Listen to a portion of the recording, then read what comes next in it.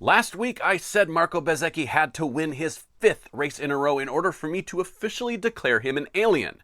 So now that he has, am I going to go back on my word?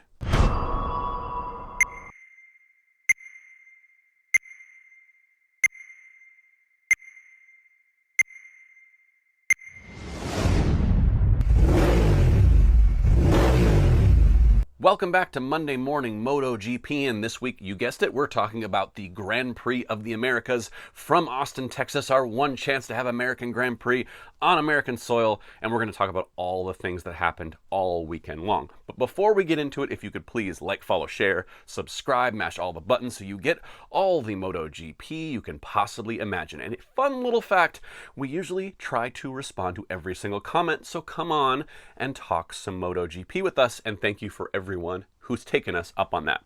So as we are going to do every single week, we're going to talk first about Moto 3. Not a big discussion, but I just wanted to re-highlight how entertaining this class is. No matter if it's a runaway race at the front or if it's a big group battle, a small group battle, the Moto 3 races always deliver, and Austin was no exception. We had four guys fighting for the lead. Any one of them could have won coming out of the last corner. I mean, it was so close. We had guys changing leads all race long. We had it looked like it was a runaway race. They reeled him back in. They made it a four-way fight. It was an incredibly close finish, and it always sucks that someone in a battle like that has to finish off of the podium. But the other cool thing here in Moto 3, it's not just four random riders fighting at the front for the win. It's the four championship contenders, the 4 or 5 guys who are going to be there all season long. They're the ones who are fighting for race wins week in and week out, tooth and nail, elbow to elbow, handlebar to handlebar, battling it out. It is so cool to see. If you're not watching the lightweight class, you absolutely have to. Now that moves us on to Moto 2 and mayhem, red flags, crashes, restarts. Now, it seems to me like they've changed a little bit of the restart procedure as far as letting riders who were involved in crashes get back out on the track for a restart. Like, it felt like a lot of the riders weren't going to make the restart. They adjusted the restart time, so as many of the riders as it is possible can actually make the restart. And it used to be, you had to pick up your bike and you had to make it all the way back to the pit without taking any shortcuts or going off the track.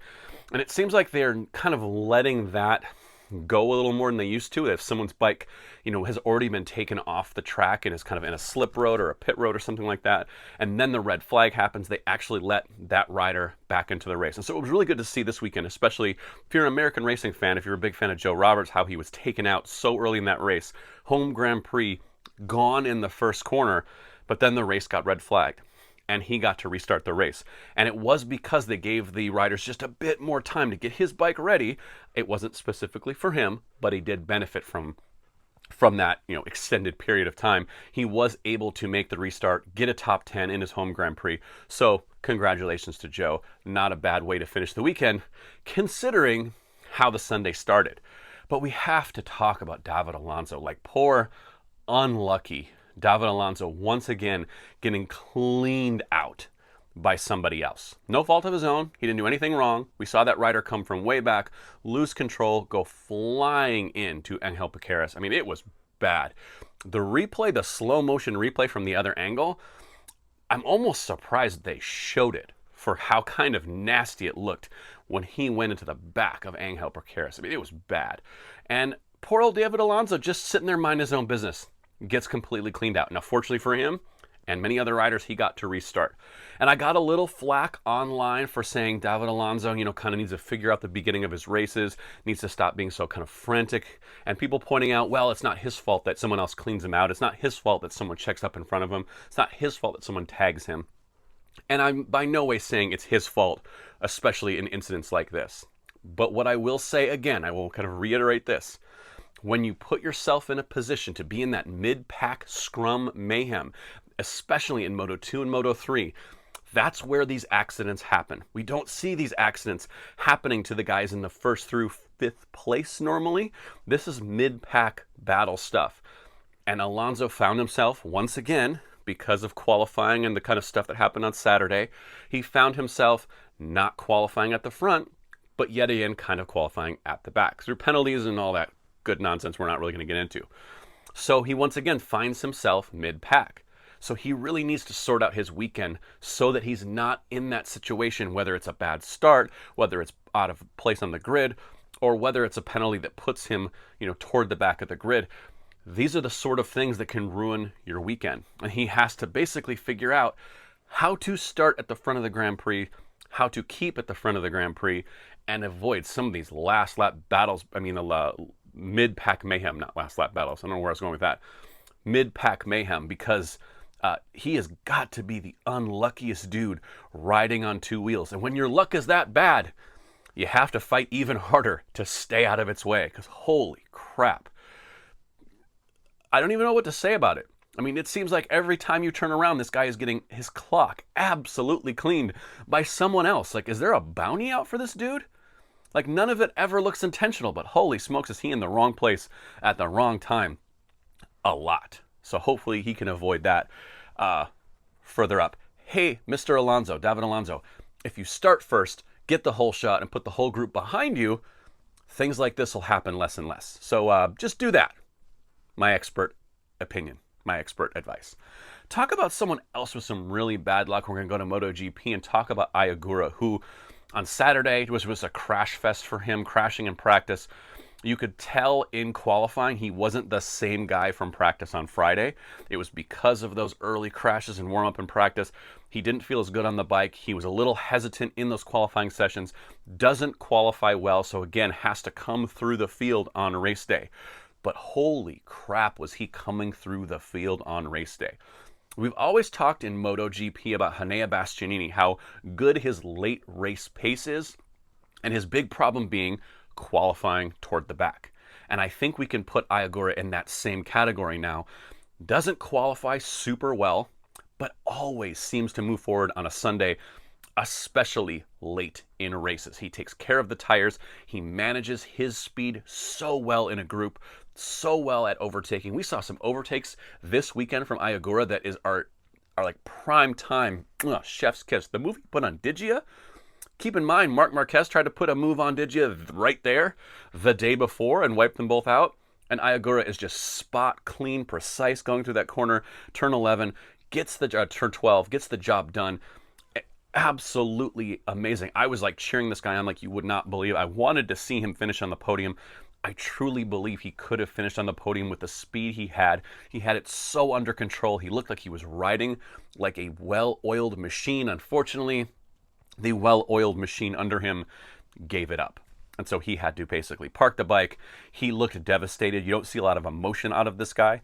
But on Sunday, after he had to retire from the race, you could kind of see the emotion pouring out. He didn't want to show it in the garage in front of the cameras. Didn't want to show it in front of the team.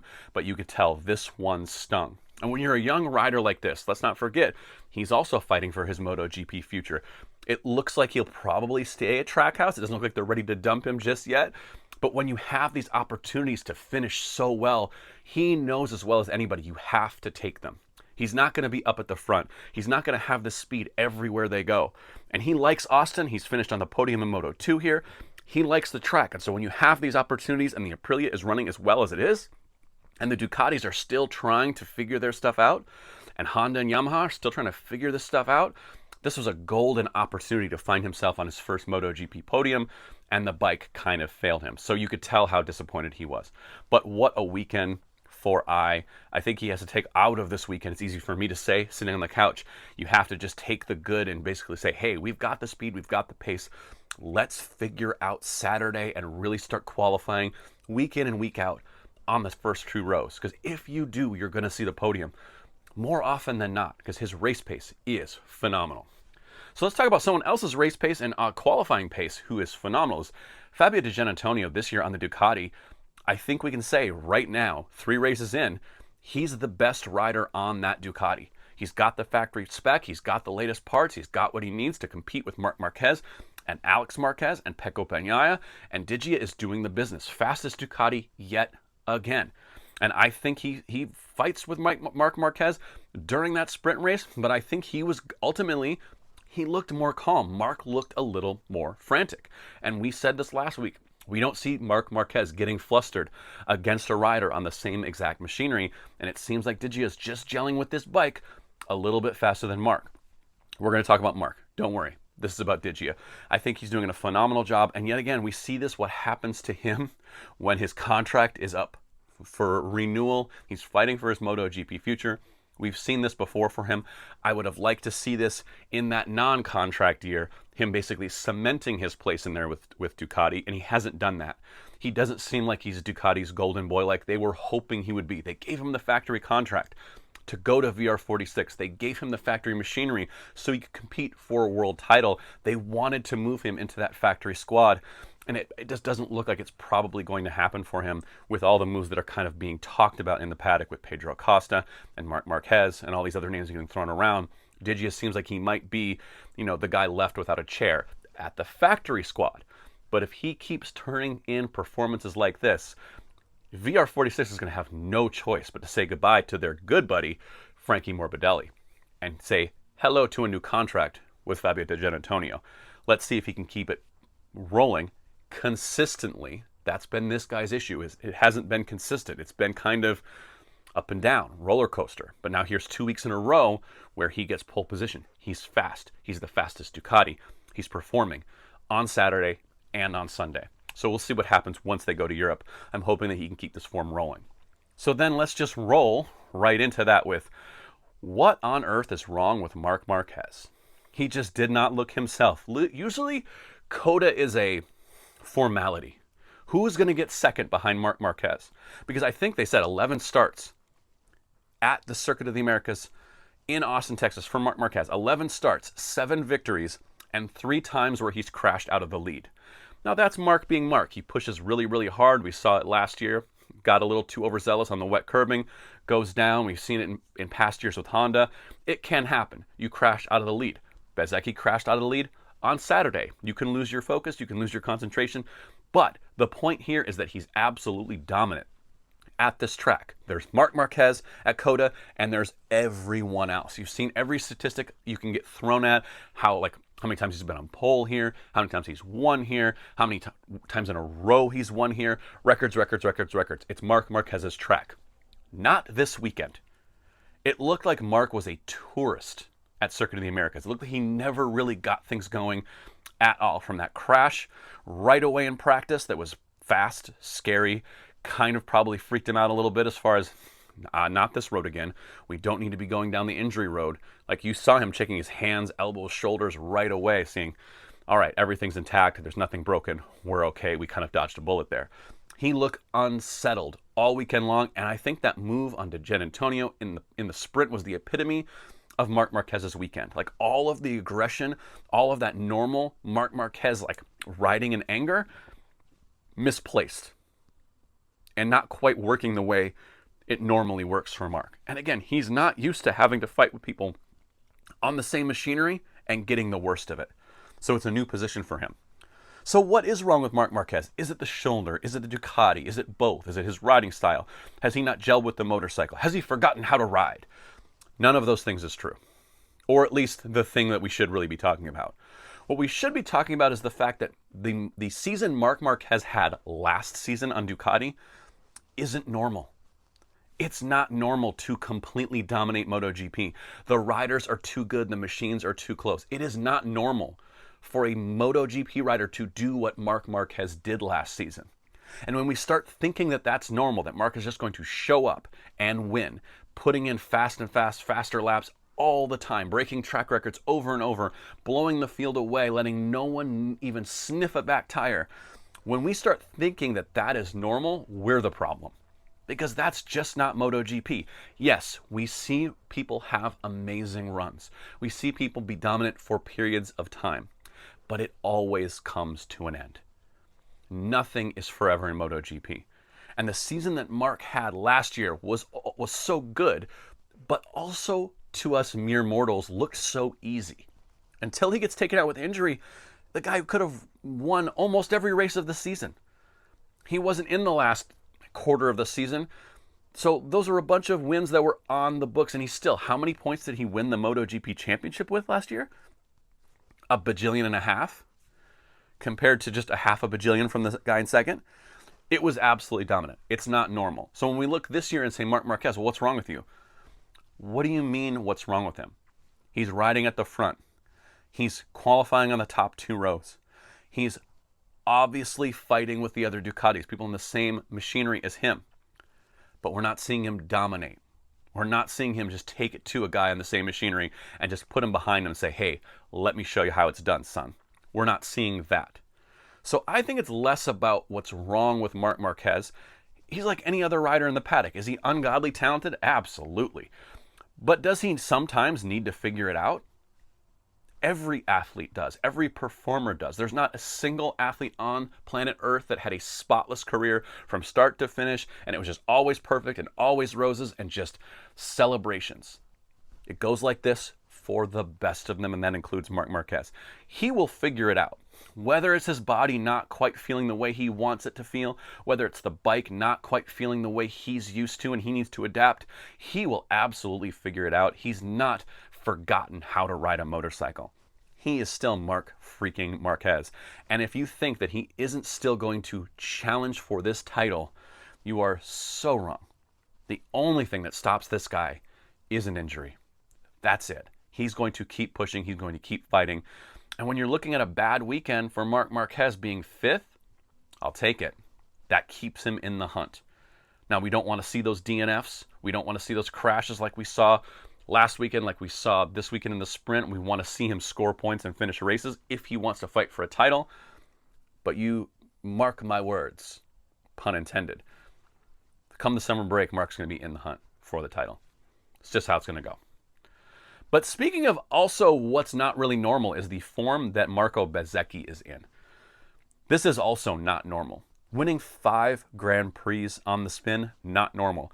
Leading every single lap of those 5 Grand Prix in a row, not freaking normal.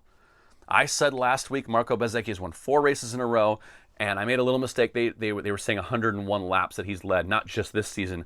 That does go back into last season, but 101 laps in a row that this guy has led at the front of Grand Prix. He had the chance to break the all-time record for that. Go ahead, chalk that up. Record broken. And the streak continues. He led every single race of that Grand Prix, so that streak has the ability to keep going into the next race. This guy could lead 150 laps in a row if he keeps this form up. So I said last week, if Bez can win his 5th Grand Prix in a row, I will ordain him myself. I know how much this means to you, Bez. Me, Ryan of Horsepower Rodeo and Throttle Sauce, is going to ordain you officially an alien. Now, the reason that's a big deal is that I certainly believe there's only one other alien in the MotoGP paddock right now, and that is Marc Marquez. The rest are baby aliens. The Fabio Quartararos, the Jorge Martins, the Pecco Bagnaia, all the rest of Pedro Acosta, baby aliens. Bez gets to be a full grown-up alien now, right alongside Marc Marquez. Listen, you can say, oh, we don't have very much of a sample size. He's still a young rider. He's still too early in his career. When you are one of the only 7, 8 MotoGP riders in history to win 5 races in a row, when you have led more laps in a row than the likes of Marc Marquez, Valentino Rossi, Jorge Martin, Casey Stoner, anyone, you get put in the alien category. Come for me. I don't care. 120 laps leading MotoGP in a row without anyone else leading a race is insanity. And the fact that he started from what? Did not start from the front row, started from 4th, had to come through, had to get those moves done on lap 1, on Pedro Acosta, on everyone else in the field in order to get this record. Alien, alien, alien. Bez, you're an alien. I'll wear a t-shirt. Someone make it. I'll make it. Bez is now only the 2nd alien we have in MotoGP right now. If you don't like it, I make the rules. My podcast. Stick it! I also want to talk about Aprilia. Now, besides Bezzecchi having a phenomenal beginning of the season like almost nobody else, 3 wins in a row, leading the championship, obviously he has blemishes on his record for those sprint crashes. He will hopefully get those things fixed. So he is like in control of the championship. And then we have the number 2 Aprilia rider. Oh yeah, in their back pocket they have former world champion Jorge Martin, just in their pocket sitting there. The best 1-2 rider combination on planet Earth at this moment, riding the best bike on planet Earth at this moment. Again, don't come for me. Things can change tomorrow. It all can change tomorrow. But right now, as we record this, Aprilia has it happening. Which then we get to the rider market, and all the riders we're talking about all up for contract and how it's just going to be a complete mess. Jorge Martin has already been linked to Yamaha. That's a done deal, apparently. Pecco Bagnaia already coming over to join Marco Bezzecchi at Aprilia. That's a done deal, apparently. And it just goes to show you, from my perspective at least, we need to have a kind of an examination of how the rider market works in MotoGP. Having it open like this all season long, having the silly season begin before the season even begins. We're talking about rider contracts halfway through last year, about the end of this year. It seems to me that we need to change exactly how these contracts work and how they're negotiated and when teams can actually talk to riders. I really truly believe that riders should not be able to talk about their next contract, and teams should not be able to talk to riders who are under contract until the summer break of that year. So what I mean by that is that I don't think Jorge Martin should be negotiating with Yamaha until the summer break of this year, because his contract, a one-year contract, we're not even halfway through the contract he signed, and he tried to get out of that already once. This is again the second time. And so if the riders had to wait until summer break to start negotiating their contract, I think it would make the first half of the season more exciting, because all these riders would have to prove themselves in the here and now. It's not about what you did last year anymore. It's not about the world championship you won 2 years ago anymore. It's about what you're doing on the motorcycle right now. Who's hot right now? We've seen it before. We've seen riders get contracts, get big contracts, and then they kind of flounder. And they're like, oh, wow, this is the guy we signed a year ago? I mean, even with Aldeguer, like, they signed him before his Moto 2 season even started, and then he came out of the gate really sluggish in Moto 2. And other riders, including Ayagura, ran roughshod over him. And so now you're looking at him and go, wait, was this the wonder boy we thought we hired? Now, again, the people behind the scenes of MotoGP know more than us sitting behind a camera. That kid's amazingly talented. I'm talking about Aldeguer. But now we're going into a space where Aprilia have the top two riders in the championship, Bezzecchi locked down, and Jorge Martin, that no doubt wants to win for himself. He wants to win for the team. All that stuff, yay. But now we're looking at, well, why, if we wouldn't have made these people negotiate contracts so early, we could go into the summer break and say, Jorge Martin, Aprilia looks like a pretty great place to be. Wouldn't that be a mutually beneficial thing for us to have? A continuing relationship? I know we had our rough patches, but look at this. Look at what we're going through now. Amazing. Why on earth would you want to leave that behind to go to Yamaha? Besides the money. And the same thing with Pecco Bagnaia. You're looking at him going, no, he'll fix it. He'll figure it out. And he still doesn't seem like he's quite figured out the problems he's having with Ducati. He's gotten better. We're seeing him closer to the front. We're seeing him do pretty good in the sprint races. And the Grand Prix this weekend, not so good. But now Aprilia's negotiating with him so early. What are they negotiating based on? They're negotiating based on the championships he won now 3 years ago. And so now they have to go, wait, is this the guy we want to bring in? Because the guy we have now that we apparently can't re-sign because he's already talking to someone new is second in the world championship. I really do think there needs to be a reform with how riders negotiate deals, how teams are allowed to talk to other riders who are under contract, so that it just doesn't take over the entire season before we even turn a lap. Because how unfortunate would it be for Aprilia and even for Jorge Martin to say goodbye before the season even started? And now look at the form he's in, and he's going to just say, oh man, we could be duking it out for the championships, the best 1-2 in the paddock for a couple more years. But instead, before the season even started, I decided to go jump on a Yamaha. And they already decided to bring in a Pecco Bagnaia. And does everyone have buyer's remorse? Feels like something needs to be fixed there. All right, so now I want to move on to the biggest gap. This is a little thing we're going to do every single week. We're going to talk about a team where it seems like one rider is performing and one rider really is not. And I could, once again this week, talk about the difference between Fabio Di Giannantonio and Frankie Morbidelli, because it is miles. It is cavernous of where they're qualifying. Each guy, cavernous. Where they're finishing races, cavernous. But because Diggia did have that crash in the sprint, we're actually going to talk about Pedro Acosta and Brad Binder. Now, I'm a huge Brad Binder fan. I really like the guy. I like the way he rides. I love watching him slide around the rear of a bike, but he just does not have it right now. I mean, whatever is going on at the KTM, they've kind of changed some characteristics, A, of the tire, and B, of the KTM. That bike no longer suits him or his riding style. He just can't get anything out of it. And it's been now a year and a half since we've seen anything remotely like the Brad Binder of old. 12th in the Grand Prix, while his teammate Pedro Costa is on the podium. And let's not forget Enea Bastianini between the two of them. And Enea gets that podium because of Pedro's tire pressure penalty on Sprint Saturday. So now we have two KTMs up at the front and Brad Binder in, as like I like to call it, P nowhere. Nowhere to be found. So I think right now that's one of the biggest gaps in MotoGP as the teams go. Pedro Acosta really riding the heck out of that KTM. Enea Bastianini seemingly starting to figure it out too. And Brad Binder just kind of looks lost. They're going to have some things to figure out. And the way it's going for Brad, I hate to say it, I do like Brad. I don't think there's going to be a spot in MotoGP for him after this season. And it's really sad. I love the dude. I like watching him ride. So now we're going to move on to the underachievers of the week. Underachiever number 1, Jack Miller. And not just because he ruined my predictions of the weekend, and we'll get to that in a second. But Jack Miller finished behind his teammate and a rookie to the MotoGP class. Now, that rookie just happens to be Toprak Razgatlioglu, World Superbike World Champion. So it's not like he's getting beat by some slouch off the couch, like me.